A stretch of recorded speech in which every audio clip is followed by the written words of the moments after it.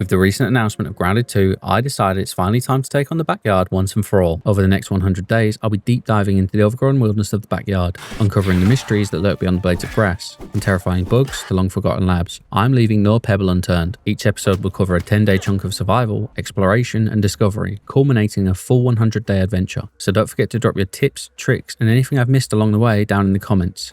Starting the game, I chose medium difficulty and picked Max as my character. And then I watched a funky cartoon called Yoked Girth. Yoked Girth! But that was where the fun ended, because the cartoon I was watching was interrupted by a newsflash, reporting that 4 teenagers from the Brook Hollow area had gone missing. Awaking from the insides of a mysterious briefcase, I made my way out the ditch and into the strange oversized world around me. I started gathering nearby resources, but it wasn't long before my scab detected a signal nearby and pointed me in its direction. So I headed off towards it, where I discovered a field station. These were used to analyse items collected around the yard. I got to work scanning plant fibre, sprig and a pebblet to unlock new crafting recipes, which allowed me to craft a pebblet spear and an axe, both of which I made before going any further. Not too far away from the field station, I found a mysterious machine which had a glowing button, so of course I did the only logical thing and pressed it. This activated 3 lasers, one of which was blocked by a blade of grass, so I chopped it down and then headed off to the location of the other laser that wasn't working correctly, where I found the problem. Ah, that's what's messing up the laser. Little mice. Oh, there's a few. Oi! Ah! Getting battered already. Crafting a torch, I followed the cable deeper into the tunnel, clearing out any lawn mites along the way. Inside, I came across a blocked passage that required a busting tool, so I'll have to come back to this later. Returning to the mysterious machine, I once again tried to activate it. Right, so we can activate it. Is that going to fix the issue?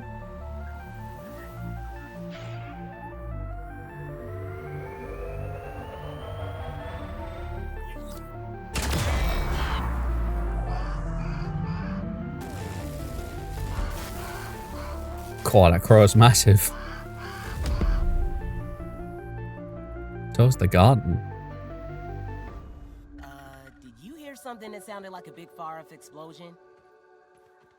Yes. Investigate the oak tree explosion. Oh my god, look, there's a bumblebee. Heading deeper into the garden, I spotted an item that looked far too familiar. What's this? Candy dispenser?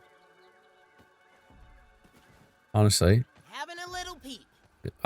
This is turning out to be like my back garden with kids. Stuff everywhere. There's a giant feather just falling off as well. Oh, that does not look nice. Oh, no, that looks bad. Steering well clear of the orb weaver, I decided to attack something less menacing. Sorry, buddy.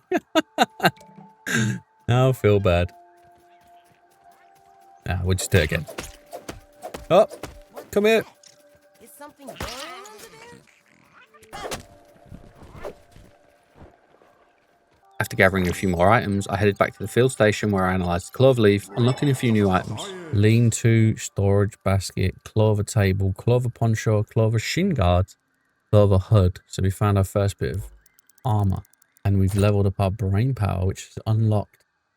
We've unlocked the pebblet hammer. Unlocking the pebblet hammer now meant that I was able to clear the blockage in the tunnel from earlier, so I crafted one and headed back. Some more raw science. If only chemistry class was this easy.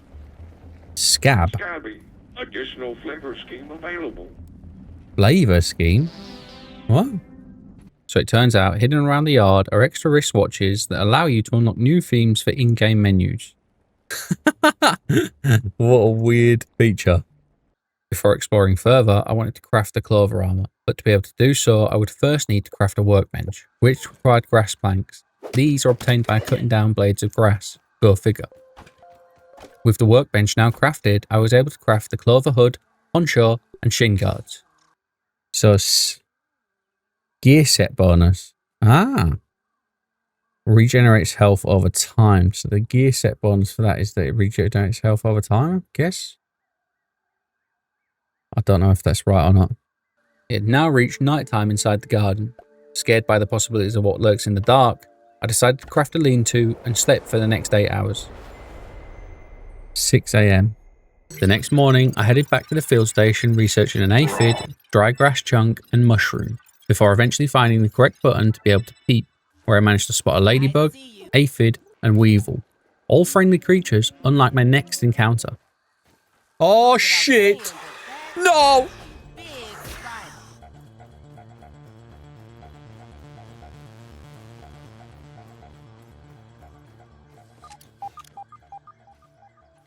I don't even know what spider that is. Thankfully, I was able to run away, making sure to keep a wide berth this time while heading towards the oak lab, but not before spotting something even more scarier. Do we head in this way for the oak tree? No. Wolf spider. Right, we know not to go in there. Oh, look at that pond. That would be a pretty cool place to like build or something if you could build on water. Inside the lab, I found a cassette tape talking about a particle called SMPI-42Z, or as we know it, raw science, as well as a folder labelled Beginning Test 42, which talks about a failed test to unshrink a box full of miniature scabs, like the ones we found in the tunnel due to a honeybee stealing it. Help burgle. I got your back. Give me a quick second. Come on, buddy. Up you get. You big ugly sush. Look at the little tash. Thanks for the helping hand. No worries, fella. I am Burgle informed me that a power surge, most likely caused by the attempt to start the mysterious machine, had caused his memory banks to be corrupted, and that the only way to restore these was to find 2 types of memory chips dotted around the garden: auxiliary chips and super chips, although he could only remember the first location, called the Hedge Lab. Before heading off to the Hedge Lab, I used the biometric scanner located in the Oak Tree Lab to unlock the ASL terminal, allowing me to use raw science I'd collected to unlock various recipes and items. Smithing station. Workstation used to upgrade weapons with various materials. We'll buy that. Cooking 101. Combine ingredients to cook various meals. Initial data. got a new one. Bob Weaver Jr. Right. And wherever there's probably a small one, there's probably a big one. You found a York Girth milk mauler. Calcium chewable slurp. What? Where? Ah. It's under the can. Can I use the... Nope. Higher required tool. It would seem I would need a stronger hammer to break open the milk mauler, although at the time I was unaware of its use within the game. With night fast approaching, I crafted a lean-to on the nearby lily pad I'd spotted earlier, and then built up the courage to take on my first workaround. I want all the trouble. Come here. Oh shit. He's annoyed. On the morning of day 3, I made my way towards the Hedge Lab, where I had another encounter with a hostile neighbour, the larva. Thankfully, they were easy to take care of.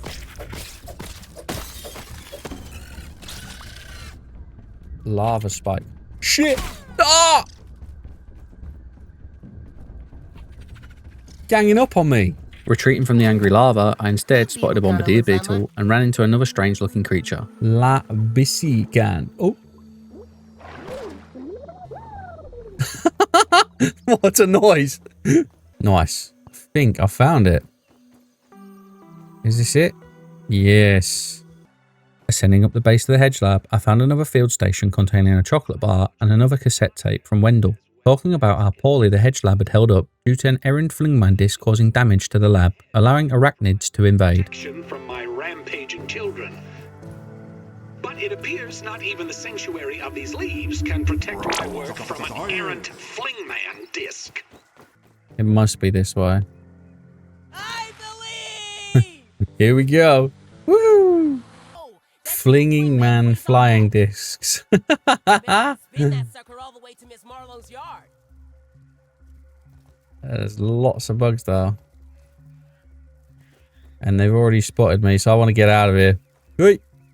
Staying well clear of the spiderlings, I found the entrance to the Hedge Lab via another well-placed zip line. Inside, I used the biometric scanner to reboot the computer, but the terminal required a password, which appeared to be scattered throughout the lab. Oh my goodness. I don't feel so good. He's poisoned me.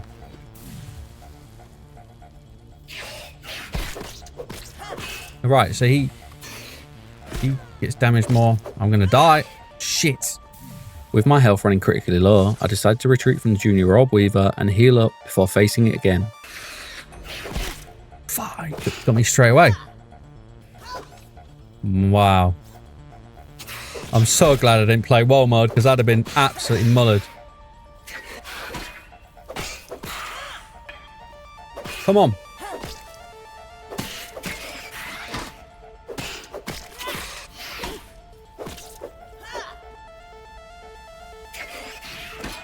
Yes. Woo. After defeating the Orb Weaver, I found the first piece of the password and then headed deeper into the lab where I spotted a Tassie T and a junior Orb Weaver fighting. And I did what any coward would. I quietly backed away and let them handle each other. Oh, you two can fight all day long if you want.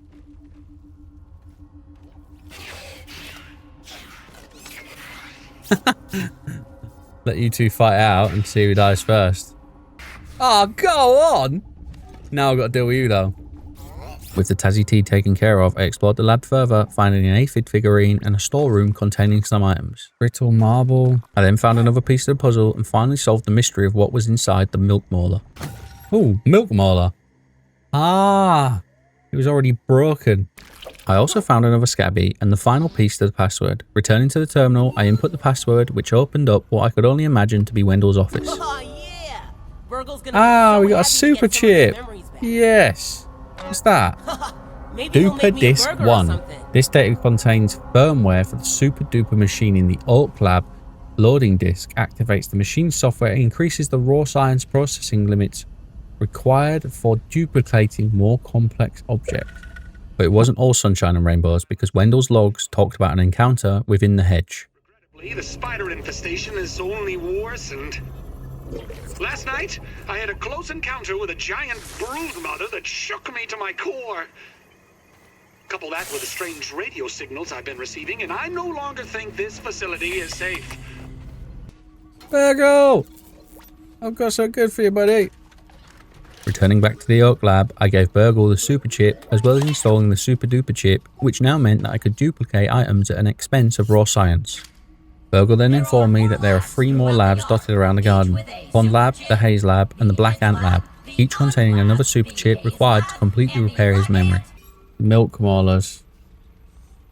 Ah, so with my milk mauler, I can upgrade things. Healing, hunger, stamina, or health. We'll put it into health. Back in the yard, I decided to try and make access to the nearby lily pad easier, so I began to craft a platform, but little did I know at the time, this would make it easier for other guests as well. I then spent the evening searching for grubs, because I wanted to be able to craft a new weapon, the lava blade. After a while, I decided to call it a night, which was when this flashback happened. Oh no, I've got a... What's going on here?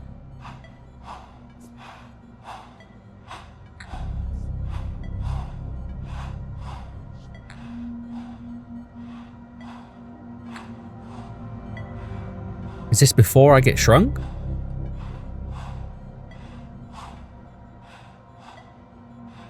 Yeah. Please don't move and look straight ahead. I promise you won't feel a thing.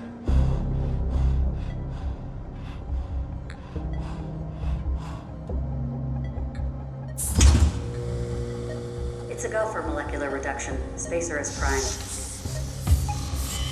Where you are going, all your worries will seem so small.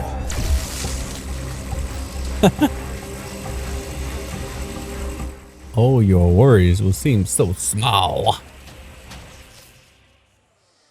Day 5 was spent exploring the garden further, where I came across my first burgle flag at Trial Gulch, although I'm still not sure what these are for. If you've made it this far in the video, please let me know down in the comments. Returning back to my base, I crafted the lava blade, which clearly gave me too much confidence because I believed I could take on the whole garden. But instead, we suffered our first death of many. So many, in fact, that I've decided I will be keeping track of each death in the top right corner. Oh no, first death. Feeling rather underpowered after being killed so easily by the Orb Weaver, I decided I wanted to be able to craft the Red Ant Club, which required red ant mandibles. So I went on an ant killing spree, but as I would come to find out, these were only dropped by the soldier ants. Why is there so many down here? A stupid question, I know, but at the time, I clearly hadn't worked out that I was in an anthill. Oh no! Yeah, that's not working. Maybe this will work. That works a bit better. I can't get the parry down at all.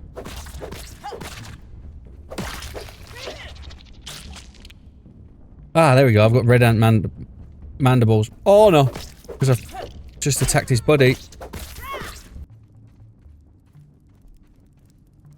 He's happy enough. You're right, bud. I just killed your friend down there. And you too. Ah. Oh my god! I'm dead. What even is that? What can I say? Karma's a bitch. Thankfully, he gave up the chase, and I made sure to wait a while before making my way up the hill. One thing that's always consistent in this game is that little Max constantly is in need of food and water. That's when I had a genius idea, placing a water container right below the straw of the poncho carton. But that didn't fix my problem right away. I had an in-game countdown, drink or die. The problem was, it was night, and that meant wolf spiders were out patrolling the yard. With my only options looking bleak, I had to take drastic action. Can I drink water from the pond? Is that going to make me ill?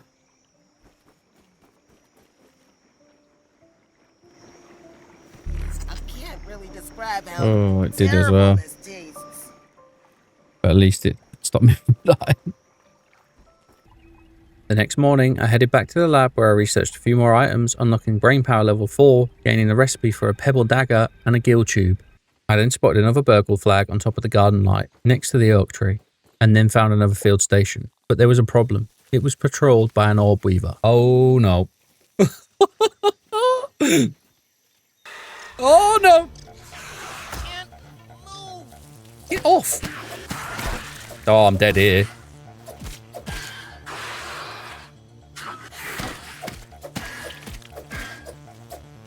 Come on. You want some? Come on. Oh.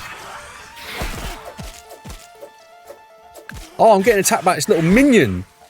Ah, no, I'm dead. I thought I had it. Dying once again, but it didn't stop there. I decided to spawn at the research station where the spider was waiting for me once more. Don't tell me it's going to be right there again. You are kidding me. But I didn't just suffer 1 or 2 deaths, I died a total of 6 times before I decided to give it up. If there's one thing I am, it's stupidly persistent. Back at the koi pond, I could hear a noise from below, and after some peeping, I found the source. Queen of the pond, Wendell's prize koi fish asserts her dominance on anyone who dares to trespass in her domain. I then finally got round to crafting a smithing station. These are used to upgrade weapons and armour by turning the brittle quartz we found at the hedge lab into brittle wheatstone. Ah. Right. So if I upgrade that, I need 2. It needs 2 wheatstone, and it gives me plus 5 damage, plus 5% damage, plus 5% durability. Once the sun had fully risen on day 7, I headed off into the yard where I received a signal from a nearby field station. But I was unable to find it for the life of me. Where's the field research station? Come on. Eventually giving up, I began to cut down some weed stems, finding my first piece of dandelion tuft. Tell you what, we need weed stems. Oh, what's that? A dandelion tuft. Push. A dandelion tuft is in your backpack. Push the glide button while you're in the air to use it. Left shift. Hydration was still an ongoing issue due to the water catcher that I'd placed at the juice box not supplying enough. So I crafted a dew catcher, hoping that this would provide more of a steady supply. I then crafted a chest, which doubled my storage capacity compared to the basket, before heading back out once more to try my luck. Come on, boy. Ha ha ha! No, it's still going to rip me to shreds.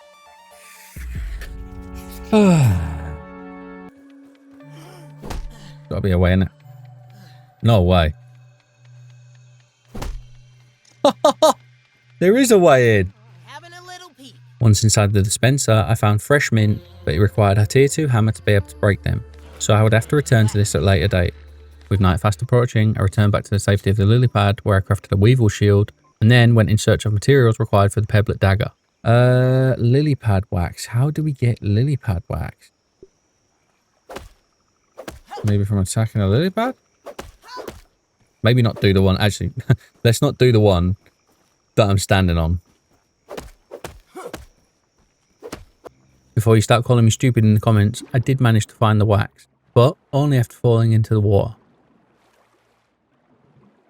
Oh, lily pad wax. There we go.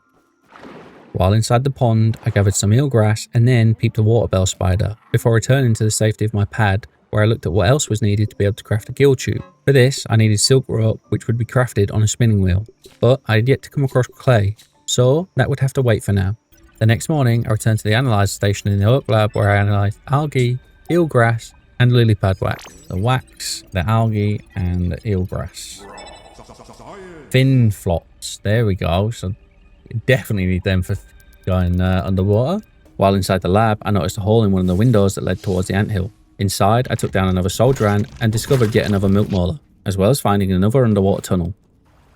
There we go.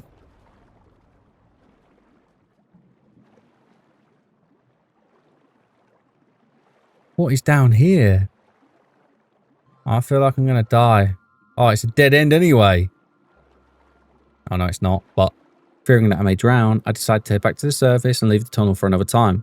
On my way back to the koi pond, I spotted a water boatman gliding across the water, then made my way over to check out the pagoda, where I found an underwater tunnel, as well as another field station. Ah, there's a field station over here. Analysing a few more items, I unlocked brain power level 5, unlocking the bubble helmet. A sunken barn. Where do I get a sunken barn from? An improved piece of respiration gear that combines sunken barns and other hydroponic materials to make even more air pockets for extended underwater breathing. That's pretty cool. Heading back from the oak lab, I was once again killed by an orb weaver, but this time I wasn't going to go down without a fight. Come here, you little sausage.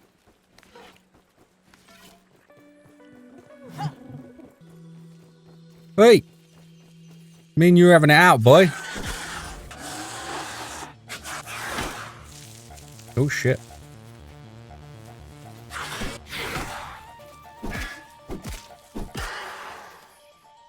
Oh, why am I always out of stamina when he gets knocked out?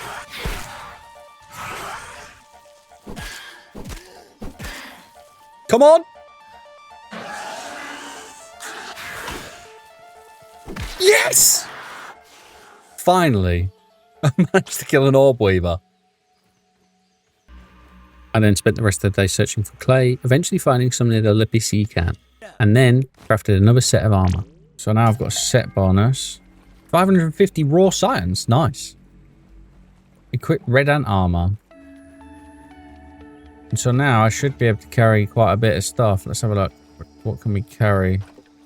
14 planks. On day 10, I used my newfound strength to collect a nice amount of material so that I could start crafting somewhat of a temporary base. This pretty much took all day, but before calling it a night, I crafted my armor dummy so that I could safely store my ant armor, and then upgraded my Acon face mask and leg plates up to level 3, although it would prove no match against the nearby wolf spiders. Do a mad dash. Oh, maybe not. Whoa.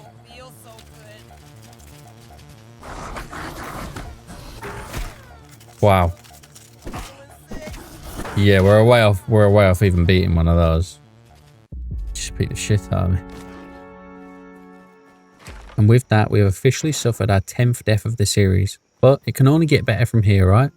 As always, thank you for watching, and if you like this video, please don't forget to like and subscribe. I'll catch you on the next episode.